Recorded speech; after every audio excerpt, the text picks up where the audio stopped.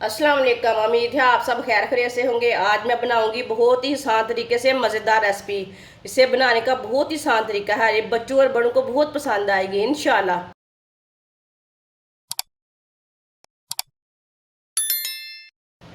एक प्याली आटा डाल लेंगे,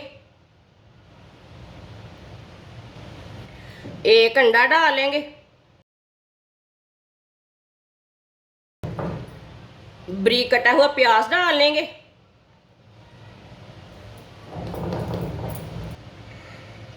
दो सब्ज मिर्च बारीक कटी हुई। सब्ज मिर्च अपने हिसाब से डाल सकते हैं, ज़्यादा भी डाल सकते हैं, कम भी डाल सकते हैं। सब्ज धनिया बारीक कटा हुआ, 2 चम्मच बेसन डाल लेंगे, 1 चमची नमक डालेंगे, नमक ज़रूरत के हिसाब से डाल सकते हैं। 1 चमची कुटी हुई लाल मिर्च डालेंगे, आधी चमची हल्दी पाउडर डालेंगे, आधी चमची साबुत ज़ीरा, आधी चमची साबुत धनिया, आधी प्याली कद्दूकश किए हुए आलू। इसे मैंने अच्छी तरह वॉश कर लिया कद्दूकश करके। आलू डाल लेंगे, ये कच्चे आलू है, बॉयल किए हुए नहीं है। थोड़ा सा पानी डाल लेंगे, अच्छी तरह मिक्स कर लेंगे सब चीज़ों को।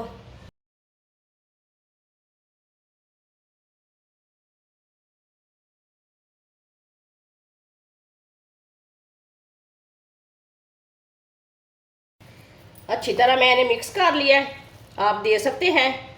इसी तरह इसे तैयार करना है। ऑयल को मैंने गर्म होने के लिए रखा था। ऑयल हमारा अच्छी तरह गर्म हो चुका है। ये पेस्ट को थोड़ा थोड़ा लेंगे हाथ में और डालते जाएंगे।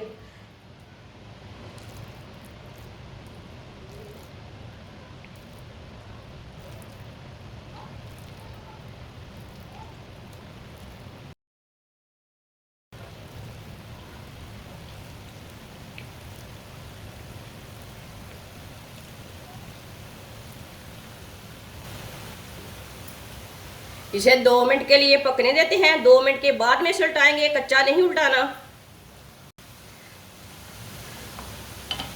थोड़ा थोड़ा ऑयल लेके ना ऊपर डाल लेंगे, थोड़ा सा ऊपर से भी ना पक जाएंगे।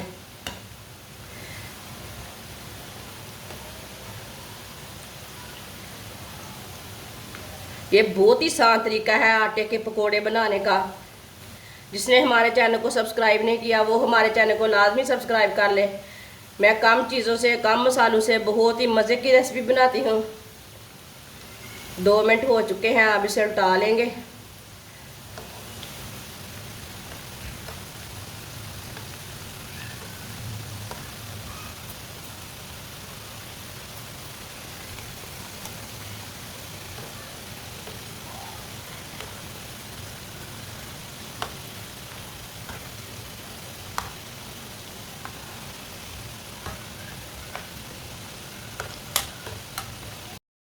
ये वाली साइड से भी 2 मिनट के लिए पकने देते हैं। बाद में जिधर से कच्चा लगे उधर से उल्टा के पका सकते हैं। बस दोनों साइडों से इसे अच्छी तरह ब्राउन करना है। चूल्हे की आंच को कम रखना, तेज़ आंच पे ब्राउन नहीं करना, नहीं से ऊपर से जल जाते हैं, बीच में कच्चे रह जाएंगे। ये दोनों साइडों से ना इसी तरह उल्टा के पका लेना, बाद में जिधर से कच्चा लगे।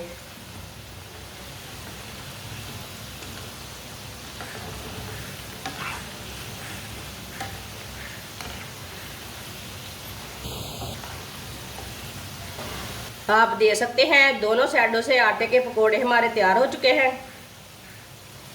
चूल्हे को बंद कर देंगे, तो छन्नी में डाल लेते हैं। जो एक्स्ट्रा ऑयल है ना वो निकल जाएगा।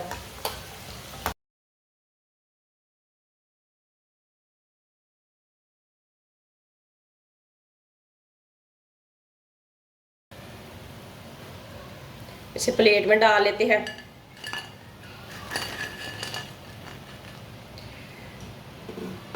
जो बाकी के बचे हुए हैं वो भी इसी तरह तैयार कर लेंगे।